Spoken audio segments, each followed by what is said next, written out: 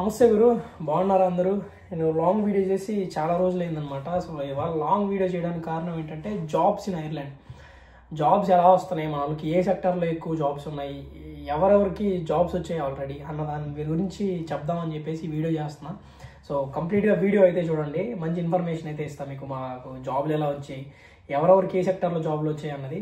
So వీడియోలోకి అయితే వెళ్ళిపోదాం.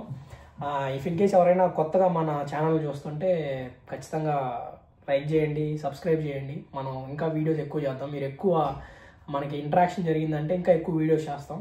సో మొదటగా అయితే జాబ్స్ ఏ సెక్టర్లో ఎక్కువ ఉన్నాయి, ఎవరికి జాబ్స్ తొందరగా వస్తున్నాయి అనేది అయితే మాట్లాడుకుందాం. ఫస్ట్ ఆఫ్ ఆల్ మేము సెప్టెంబర్ 2024 సెప్టెంబర్లో వచ్చామన్నమాట. నేను టీయూఎస్ అథ్లాన్లో మాస్టర్స్ చేశాను. సో ఆల్మోస్ట్ మాకు రిజల్ట్స్ కూడా వచ్చేసాయి. నెక్స్ట్ మంత్ మాకు గ్రాడ్యుయేషన్ అనమాట.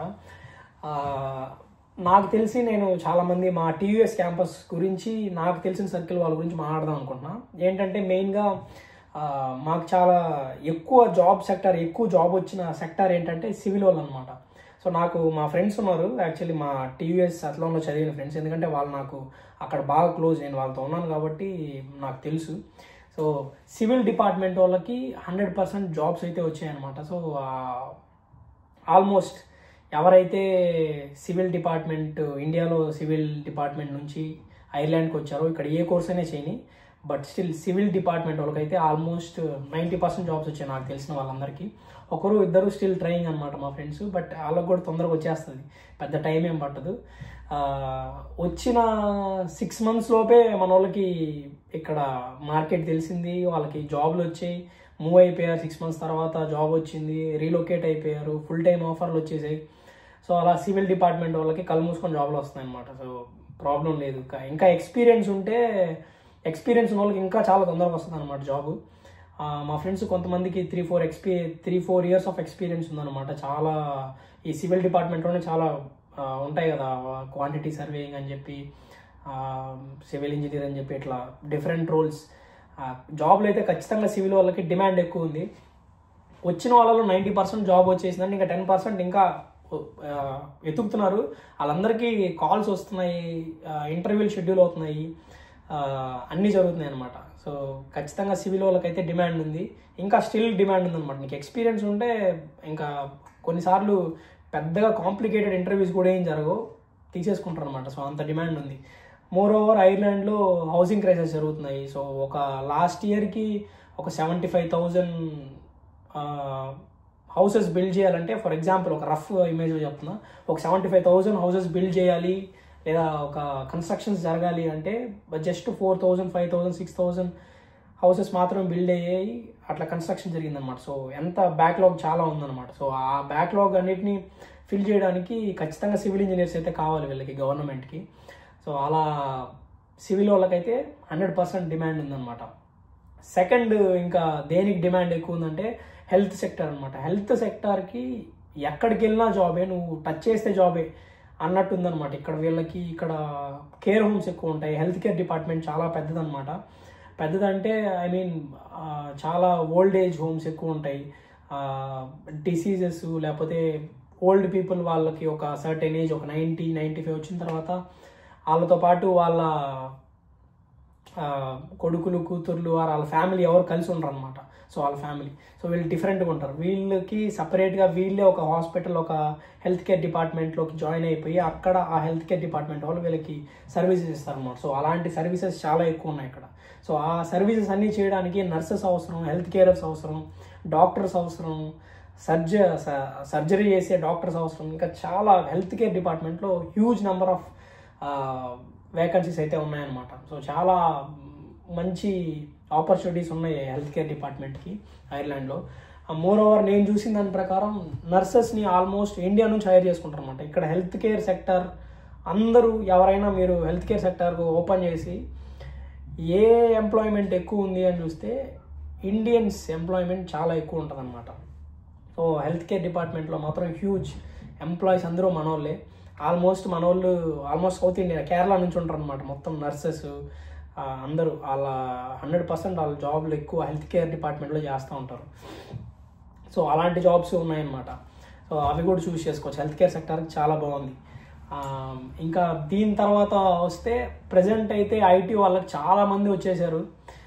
చాలా కోర్సెస్ ఒకే కోర్సుకి సంబంధించి, ఇప్పుడు డేటా సైన్స్ అనే ఒక కోర్స్ తీసుకుంటే డేటా సైన్స్కి సంబంధించి డేటా అనలిటిక్స్ అని చెప్పి, ఆర్టిఫిషియల్ ఇంటెలిజెన్స్ అని చెప్పి, ఇంకా software design with artificial intelligence అని చెప్పి, ఇంకా ఇట్లా రకరకాలుగా ఒకే కోర్సే బట్ డిఫరెంట్ నేమ్స్తో డిఫరెంట్ కోర్సెస్ క్రియేట్ చేసేసి స్టూడెంట్స్ అందరినీ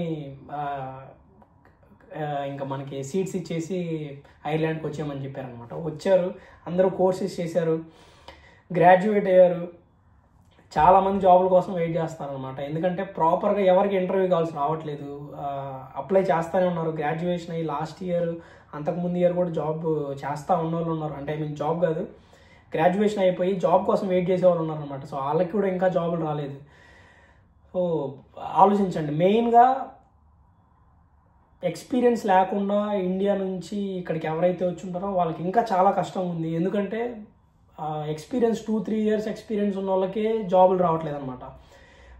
అలా జాబులు రాకుండా చాలా వెయిట్ చేస్తున్నారు, అప్లై చేస్తున్నారు. ప్రతిరోజు అప్లై చేస్తూ ఉంటారు. వాళ్ళు పార్ట్ టైంకి వెళ్తుంటారు, వాళ్ళు వర్క్ చేసుకుంటూ ఉంటారు, మళ్ళీ అప్లై చేస్తూ ఉంటారు, మళ్ళీ చదువుకుంటూ ఉంటారు, అప్స్కిల్ అవుతూ ఉంటారు. అన్నీ చేస్తూ ఉన్నా బట్ స్టిల్ రెస్పాన్స్ రావట్లేదు అనమాట. అందరికీ అప్లై చేసిన ప్రతి కంపెనీ నుంచి అన్ఫార్చునేట్లీ లేకపోతే రిజెక్షన్సే వస్తున్నాయి అనమాట. ఈవెన్ నాకు కూడా అన్ని రిజెక్షన్సే వస్తున్నాయి. అసలు ఎందుకు రెఫరల్ నుంచి ఇక్కడ రెఫరల్స్ బాగా జరుగుతాయి. రెఫరల్స్ జరిగి మనం ఇప్పుడు ఒక కంపెనీ ఉంది, ఆ కంపెనీలో మనకు తెలిసిన ఫ్రెండ్ ఒకరు ఉన్నారు. సో వాళ్ళు మన ప్రొఫైల్ని రెఫర్ చేస్తే మనకి హైయర్ ఛాన్సెస్ ఎక్కువ ఉంటాయి అనమాట. మనకి మన ప్రొఫైల్ క్లిక్ అవ్వడం, మనకి ఇంటర్వ్యూ షెడ్యూల్ అవ్వడం ఇట్లా జరుగుతాయి. సో అలా రెఫరల్ చేసిన ప్రొఫైల్స్ కూడా రిజెక్ట్ అవుతున్నాయి అనమాట ఇప్పుడు ప్రజెంట్. సో అలాంటి సిచ్యువేషన్స్ కూడా జరుగుతున్నాయి. ఎందుకు వాళ్ళకి ఏం కావాలో అర్థం కావట్లేదు. ఇప్పుడు మనం ఎన్ని రకాలుగా మన రెజ్యూమ్ మంచిగా మోడిఫై చేసిన, చాలామంది ఎక్స్పర్ట్స్ దగ్గర నుంచి కూడా మనం ఇన్సైట్స్ తీసుకొని మన రెజ్యూమ్స్ మోడిఫై చేసి ఎలా ఉన్నా పెట్టినా కూడా అది క్లిక్ అవ్వట్లేదు అనమాట. అది మరి హైరింగ్ టీమ్కి ఏం కావాలో అర్థం కావట్లేదు. మోర్ ఓవర్ అందరూ ఏం చెప్తున్నారంటే 2020, 2019, 2021 వచ్చిన ఎంప్లాయీస్ కానీ స్టూడెంట్స్ కానీ ఎవరైతే ఉన్నారో వాళ్ళందరూ సెటిల్ అయిపోయారనమాట. మంచి జాబ్స్ వచ్చాయి. ఆల్మోస్ట్ 4-5 years అవుతుంది వాళ్ళు వచ్చి. వచ్చిన టైంలో రండి అని చెప్పి జాబులు ఇచ్చారు ఐర్లాండ్లో. ఇప్పుడు 2025 వచ్చింది, గ్రాడ్యుయేట్ అయ్యాం. 2024లో వచ్చారు, 2023లో వచ్చారు, 2022లో వచ్చారు. ఆ 2022 నుంచి ఎవరైతే వచ్చి జాబుల కోసం స్ట్రగుల్ అవుతున్నారో ఇంకా స్ట్రగుల్ అవుతున్నారు. కొంతమంది ఇండియా వెళ్ళిపోయారు. అస్సలు ఛాన్సే లేదనమాట, స్కోపే లేకుండా అయిపోయింది. ఇప్పుడు ప్రజెంట్ ఏంటంటే ఒకవేళ జాబులు వచ్చినా ఏదైనా కాంట్రాక్ట్ జాబులు వస్తున్నాయి కానీ పర్మనెంట్ జాబులు రావట్లేదు. బట్ ఒకవేళ మనకు అన్ని స్కిల్ ఉంది, ఈ స్కిల్కి మనం సంబంధించిన వాళ్ళమే. ఇప్పుడు ఇఫ్ ఇన్ కేస్ మనం లింక్డ్ఇన్లో ఒక జాబ్ చూసాము, దీనికి అప్లై చేయొచ్చు మనం. మనకు ఆల్రెడీ ఎక్స్పీరియన్స్ ఉంది, దీనిపైన 2 years ఎక్స్పీరియన్స్ ఉంది, 3 years ఎక్స్పీరియన్స్ ఉంది. ఇదే స్కిల్స్తో మనం జాబ్ అప్లై చేద్దాం అని చెప్పి మనం మంచి రెజ్యూమ్ ప్రిపేర్ చేసి ఆ జాబ్కి అప్లై చేస్తే మనకి స్కిల్ ఉన్నా, మనకి రిలేటెడ్ జాబ్ అయినా మనకు ఆ జాబ్ రావట్లేదు అనమాట. అసలు రెస్పాన్స్ కూడా రావట్లేదు, రిజెక్షన్ అయిపోతుంది కంప్లీట్గా. అసలు ఇంకేం కావాలో నాకు అర్థం కావట్లేదు వాళ్ళకి. సో ఇట్లా ఉన్నాయి సాఫ్ట్వేర్ జాబ్స్ అన్నీ. సో చాలా కష్టం ఉందన్నమాట. మా ఫ్రెండ్స్ అయితే ఎక్స్పీరియన్స్ లేని వాళ్ళకి అసలు ఆప్షనే లేదు. మీరు ఏ జాబ్ డిస్క్రిప్షన్కి వెళ్ళినా, ఏ జాబ్ గురించి వెతికినా, డెవలపర్ గురించి ఎతికినా, లేకపోతే డేటా సైంటిస్ట్ గురించి ఎతికినా, లేకపోతే ఒక అప్లికేషన్ ఇంజనీర్ ఎతికినా, ఏ సైబర్ సెక్యూరిటీ ఆప్షన్ ఎలాంటి జాబ్ అయినా నువ్వు వెతికావంటే కింద ఖచ్చితంగా 3 years, 4 years, 5 years of experience నీడని అంటున్నారు అనమాట. సో ఈ 5 years, 4 years మన వాళ్ళకి ఎక్స్పీరియన్స్ లేదు. వాళ్ళకి ఎక్స్పీరియన్స్ లేకుండా ఎలా అప్లై చేస్తారు? సో ఆల్మోస్ట్ 99% జాబ్స్ అన్నిటికీ ఎక్స్పీరియన్స్ కావాలి. ఓన్లీ గ్రాడ్యుయేట్ రోల్స్ మాత్రమే ఎక్సెప్షన్ ఉంది. సో ఎక్స్పీరియన్స్ లేని వాళ్ళ పరిస్థితి ఏంటో అసలు అర్థం కావట్లేదు. 1 year, 2 years ఎక్స్పీరియన్స్ ఉన్న వాళ్ళకి ఎక్స్పీరియన్స్ పెట్టి మనకి ఎక్స్పీరియన్స్ ఉంది కదా, ఇదే డొమైన్లో వర్క్ చేసామని అప్లై చేస్తున్నా, దాని నుంచి రిప్లై రావట్లేదు. ఎందుకు అయిపోయిందో తెలియదు. మరి సరే ప్రాబ్లం ఏంటో అర్థం కావట్లేదు. ఇంక మోర్ ఓవర్ ఫ్రెషర్స్కి, ఎవరైతే ఫ్రెషర్స్ వచ్చారో ఫ్రెషర్స్ అన్ని రకాలుగా అప్లై చేద్దాం అనుకుంటున్నారు. వాళ్ళకైతే నో క్లూ. గ్రాడ్యుయేట్ రోల్స్లో కూడా 1 year, 2 years ఎక్స్పీరియన్స్ అడుగుతున్నారు. కర్మ మన కర్మ కాకపోతే గ్రాడ్యుయేట్ రోల్స్లో ఎక్స్పీరియన్స్ లేని వాళ్ళు తీసుకుంటారు మామూలుగా. బట్ దాంట్లో కూడా ఎక్స్పీరియన్స్ అడిగితే ఎట్లా అప్లై చేస్తారు మా వాళ్ళు, ఎక్స్పీరియన్స్ లేని వాళ్ళు. సో చాలా డిసప్పాయింట్ అయిపోతున్నారు. సాఫ్ట్వేర్ పరంగా జాబ్స్ అయితే ఎలా ఉన్నాయి, చాలా దారుణంగా ఉందన్నమాట. సో ఇబ్బంది పడుతున్నారు అందరూ. సో చూడండి, మరి అంత దారుణంగా ఉంది. నెక్స్ట్ ఇంటేక్ వచ్చే వాళ్ళు ఎవరైనా కూడా ఉంటే ఆలోచించరండి. సో ఈ 3 సెక్టార్లను నేను కవర్ చేసాను, ఎందుకంటే నాకు కొంచెం ఐడియా ఉంది ఈ సెక్టార్స్ పైన ఎలా వర్క్ అవుతుంది ఏంటి అని చెప్పి. సో ఇంకేమైనా డౌట్స్ ఉంటే ఖచ్చితంగా కామెంట్ బాక్స్లో కామెంట్ చేయండి, నేను ఖచ్చితంగా రిప్లై ఇస్తాను. అండ్ మన ఛానల్ని అయితే సబ్స్క్రైబ్ చేయడం మర్చిపోకండి. ఓకేనా? Thank you. See you all.